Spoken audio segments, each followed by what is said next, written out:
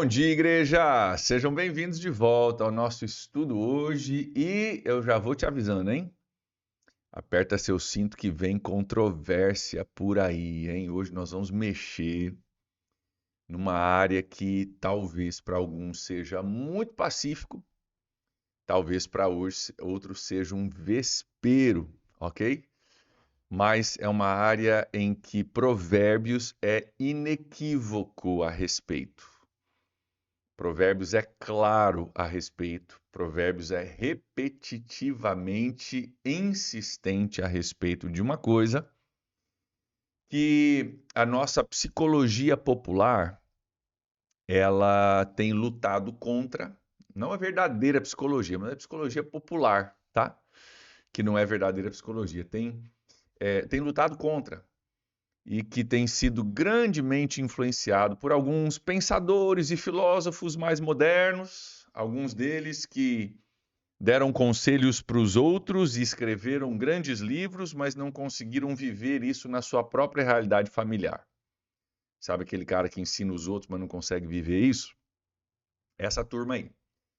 E que hoje é um ambiente onde muita gente do reino, gente de Deus, gente cristã, não tem baliza, não sabe como agir, ou tem medo de cumprir aquilo que a Bíblia diz, porque a nossa cultura absorveu um pensamento filosófico que diz que não dá para fazer. Hoje nós vamos mexer no vespeiro que se encontra em Provérbios capítulo 13, no versículo 24.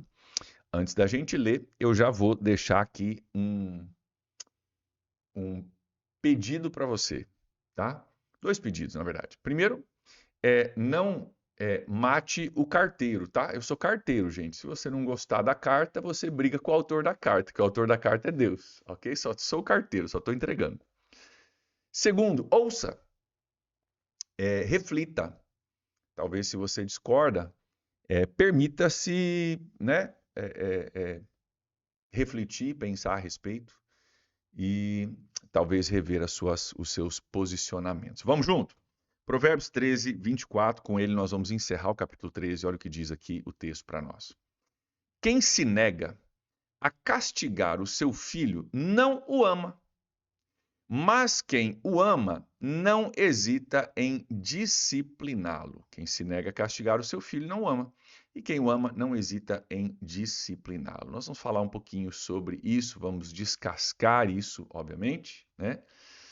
E falar sobre alguns assuntos importantes aqui para nós. Quem se nega a castigar o seu filho não o ama. Queridos, a gente começa aqui num entendimento um pouco mais raso ainda, entendendo o seguinte, que parte de você cuidar do seu filho, da sua filha, né, daqueles que estão abaixo de você, tem a ver inclusive com castigar. Não vamos descascar a palavra castigar ainda, tá? Mas tem a ver com você corrigir, tem a ver com você dar consequências. Castigar é você dar uma consequência por uma ação. Não vamos nem entrar no detalhe de qual é a consequência ainda, não vamos chegar lá. Mas se você ama, você dá consequências. Aí o cara fala, não, porque... Não, você não precisa. Se você ama, você não dá consequências, porque não é assim que a criança aprende, papapá, e começa a já ter problema. Gente, é ruim a gente ter que explicar isso hoje, né? Não deveria ter que explicar, mas hoje a gente tem que explicar. Queridos, a vida nos dá consequências. Consequências não é que o pai decide se o filho vai ter ou não vai ter consequências. A vida vai dar consequências para os seus filhos. O nosso papel é dentro de um ambiente de amor e de cuidado que somente pais podem ter. Ninguém vai amar teu filho como você ama. O patrão dele não vai amar, professor na escola não vai amar, vizinho não vai amar, futuro cônjuge não vai amar como você ama. Então, dentro do ambiente, cara, de amor que Deus criou, ambiente família, pai, mãe e filho, é dentro desse ambiente de amor que nós damos consequências apropriadas para que os nossos filhos aprendam que ações têm consequências, positivas ou negativas. Tem muito pai hoje, mãe hoje, que não está dando consequências para os filhos dentro do ambiente familiar, de amor e de cuidado, de carinho, dentro desse contexto dado por Deus. Estão criando os filhos sem consequências, é o famoso filho Nutella, e esse filho está tendo consequências depois, mas é a consequência vindo de um patrão que não ama, vindo de uma namorada que não ama, vindo de um vizinho que não ama, vindo de colegas de trabalho que não amam. E as consequências são infinitamente piores quando vem de alguém que não nos ama, como um pai e como uma mãe. Então, confundiu-se pensando, não, eu não vou dar consequências para os meus filhos, porque eu não quero que meu filho tenha consequências ruins, que ele tenha que sofrer com alguma coisa. Como se a vida em si não vai dar sofrimento. A vida vai dar sofrimento. Então, vamos ensinar os nossos filhos as consequências das suas ações dentro de um ambiente de amor e de cuidado. Esse é o convite da Bíblia. Quem se nega a castigar o seu filho não ama. Por quê? Porque o castigo que o seu filho vai receber de gente que não ama ele, patrão, vizinho, colega de trabalho, professor na escola, não ama ele como você ama, será infinitamente pior do que se você o castigasse. Deixa eu dar um exemplo com embasamento psicológico extremamente pedagógico para você, para tentar romper com qualquer barreira que você tenha com relação a isso. Vamos pintar uma imagem? Vamos imaginar um cenário de pais que têm um filho, vamos lá, menino de 4 anos, vamos pegar um estereótipo, né? Menino de 4 anos cheio de energia. Normalmente o menino de 4 anos está fazendo arte, tá? Nessa idade é parte do desenvolvimento cognitivo cerebral deles. Beleza. Então, um menino de 4 anos está fazendo arte, está bagunçando, está talvez machucando pessoas, não está sendo tão sociável quanto ele deveria ser. Perfeito, é uma oportunidade de você socializá-lo, incluindo as consequências, ensinando ele a pedir perdão, ensinando ele que ele machucou alguém, que ele precisa ir lá consertar isso, que ele precisa se retratar, papapá, botar limites, consequências. Você precisa ensinar ele como se portar no mundo, ok? Se você, como pai ou mãe, decide não dar as consequências para o seu filho, é uma opção que você tem. Meu filho é assim mesmo, ninguém pode corrigir, ele tá certo, não toca no meu filho, papapá. Maravilha, beleza. Você optou por não fazer o que a Bíblia está mandando dizer. Beleza. Sabe o que vai acontecer com o seu filho? Muito provavelmente o seu filho nunca terá amigos de verdade, nunca será convidado para casa de alguém para brincar com o filho dele e vai ser o cara excluído na sala de aula dele na escola. Por quê? Porque o seu filho é um bully. Sabe o bullying que a gente fala, né?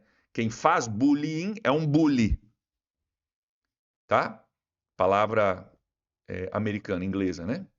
Muito provavelmente seu filho vai ser alguém que ninguém quer estar perto, porque ele não foi socializado. Ele não foi ensinado a lidar com relacionamento, pedir perdão, pedir desculpa, ser sensível ao sentimento dos outros, respeitar.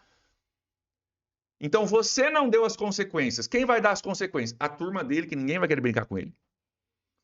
Os vizinhos, que ninguém vai querer chamar ele para jogar bola na rua, se é que se faz isso ainda, né? Amigos que nunca vão chamar ele para ir para casa brincar. E as consequências de não ter dado consequências para o seu filho serão piores do que se você tivesse dado. Porque a gente corrige os nossos filhos, a gente disciplina os nossos filhos, mas a gente faz isso dentro de um ambiente de amor, de cuidado, de equilíbrio, buscando o melhor para os nossos filhos. Então, quem se nega a castigar o seu filho não o ama.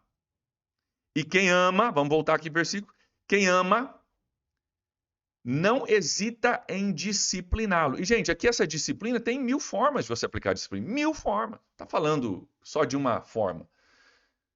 Tem muitas formas e diferentes formas devem ser aplicadas em diferentes momentos neurocognitivos da sua criança. Ok? Então, tem momentos em que o seu filho entende determinadas coisas e você deve mudar a disciplina de acordo. Você não vai aplicar a mesma disciplina para um menino de 4 que você aplica para um menino de 14. Ok? Agora, vamos entrar na parte mais que não deveria ser problemática, mas que é, e que, mais uma vez, eu sou carteiro, é até controverso falar isso, é bem controverso falar isso, mas eu vou dar para você a minha opinião, com todo respeito, Eu espero que você possa respeitar e ouvir também. Queridos, a Bíblia ela é muito clara a respeito da vara da correção. Da vara da correção. Está em Provérbios, capítulo. Só para vocês verem que eu não estou tirando da minha cartola. Vara de correção, Provérbios 22:15, tá? Provérbios 22:15. Vamos entrar, vamos olhar lá? Eu acho que é importante a gente botar isso claramente aqui. Olha só. Provérbios 22:15 diz assim: a insensatez está ligada ao coração da criança, mas a vara da disciplina o livrará dela, a livrará dela. É a vara da disciplina que tira algumas insensatezes do coração, presta atenção aqui, ó, da criança. Estamos falando de criança, de idade menor. Por quê, queridos? Filosofia da educação, com tantos filósofos muito inteligentes, mas que não conseguiram nem praticar isso nas suas casas, entrou no mundo acadêmico, se espalhou e ninguém foi ver a vida dos caras. Para ver que aquilo que eles estavam ensinando, escrevendo livros e palestrando, eles não conseguiam viver dentro da casa deles. Então vamos lá. Crianças até 12 anos, que coincidentemente é o que a nossa legislação brasileira considera criança, não é coincidentemente, porque neurocognitivamente a criança não consegue entender conceitos abstratos até ter por volta de 12 a 13 anos. O que é um conceito abstrato? Perdão. Cadê o perdão? Tá no meu bolso? É para comer ou passar no cabelo? O que eu faço com perdão? Como é que eu pego o perdão na mão? Perdão você não pega na mão, é um conceito abstrato. Um erro que eu cometi, uma situação relacional que não é abstrata, não é concreta, a criança começa a perceber isso a partir dos 12 ou 13 anos, consegue se relacionar com conceitos abstratos. Então, o que eu faço para corrigir uma criança que não entende um conceito abstrato? Eu trago o abstrato para o concreto. Como que eu concretizo para a criança um conceito abstrato? Como que eu trago para o concreto? Aí, o que a Bíblia diz da vara da correção é uma correção física, feita com amor, com cuidado, sem exageros, mas que ajuda a criança a conectar uma dor física que é concreta com o resultado da sua ação, que se eu não conectar para o físico, fica só no abstrato. Aí você fala, mas é que eu estou tentando fazer o meu filho entender. Entender um conceito abstrato, que ele não tem capacidade cerebral para isso. Sabe? Não, eu estou explicando para o meu filho que a mamãe fica machucada quando o filho faz... Gente... A mamãe fica machucada aonde? Cadê o machucado da mamãe que eu não estou vendo? Eu não bati na mãe, como é que a mãe está machucada? O filho na cidade ele só consegue conceito abstrato, concreto. Eu não bati na mãe, como é que eu machuquei? Não, é uma dor aqui no coração, um sentimento, cara.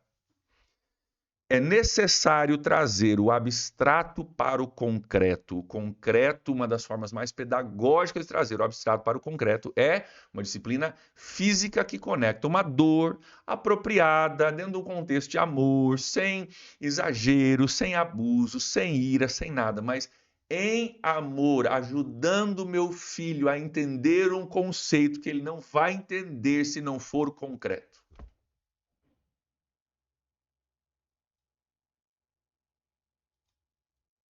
Quem nega a castigar o seu filho não o ama.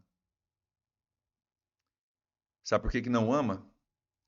Porque está fazendo uma escolha de terceirizar a correção do filho para quem não vai o amar como você o ama. O pai que se acha, a mãe que se acha, não, eu não vou corrigir o meu filho porque eu sou uma boa mãe. Está muito enganada. Está muito enganada. Na melhor das hipóteses, está enganada. Enganado. Na pior das hipóteses, está terceirizando uma responsabilidade dada por Deus dentro de um contexto de amor para pessoas que não vão amar o seu filho como você o ama e vão corrigir com muito mais dor, com muito mais severidade e talvez com consequências permanentes. Tem muito mais que eu poderia falar sobre isso, gente, mas muito mais. A gente poderia ficar 2 horas falando sobre esse assunto. Eu acho que dá para vocês perceberem aí o quanto eu sinto isso fortemente. Eu não tenho tempo de descascar toda a neurociência por trás disso, toda a psicologia por trás disso. E o quanto tem pais se achando heróis por não disciplinarem seus filhos e não sabem o quanto, na verdade, a gente se esconde às vezes atrás de uma bondade para se esquivar de uma responsabilidade. E ao fazer isso, a gente prejudica os nossos filhos. Então, queridos, eu quero desafiar você em nome de Jesus. Mais uma vez, como carteiro. Eu não sou o autor da carta, eu sou o carteiro. Que nós, como povo de Deus, se você não se considera um cristão, tá tudo bem. Você pode jogar fora esse vídeo, falar que o pastor André é um viajão. Você não precisa nunca mais assistir o devocional. Não tem problema, ok?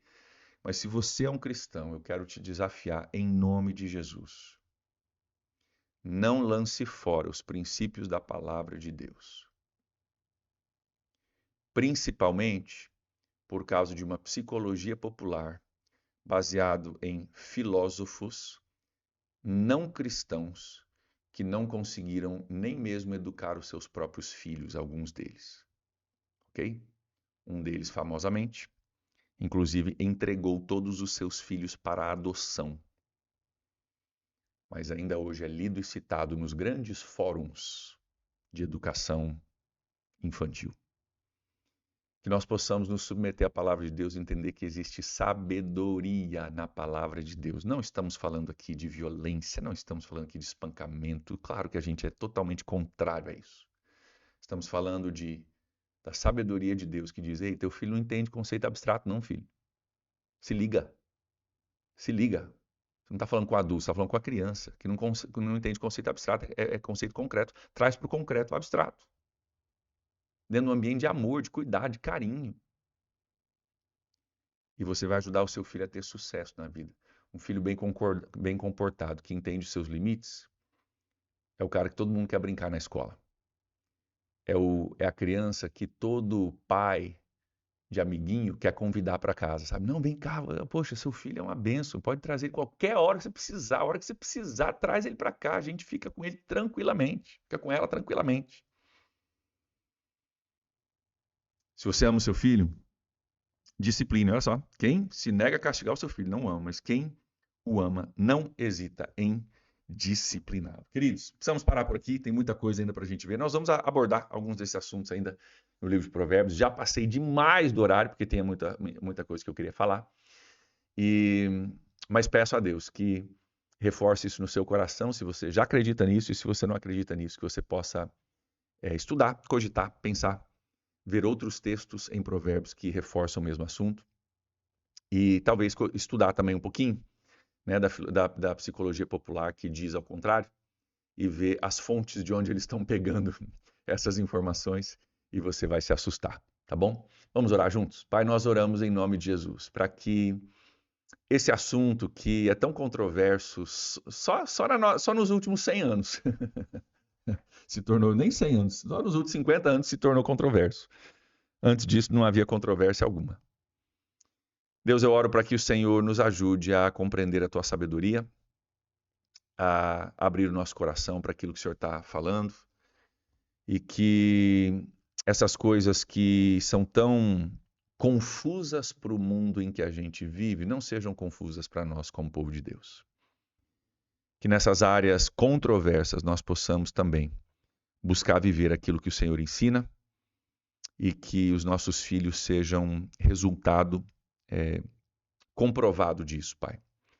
Peço que o Senhor aplique essa palavra no coração de cada um, nos ajude, nos ensine, nos dê humildade de reconhecer que a gente não sabe mais e nem melhor do que o Senhor.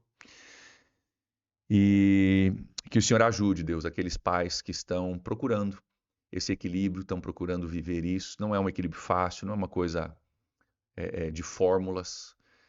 Mas, Pai, que o Senhor ajude os pais cristãos que estão buscando acertar nessa área, a terem sabedoria, a saberem fazer isso bem e a serem pautados pela palavra de Deus acima de todas as coisas. Nós oramos assim, em nome de Jesus. Amém.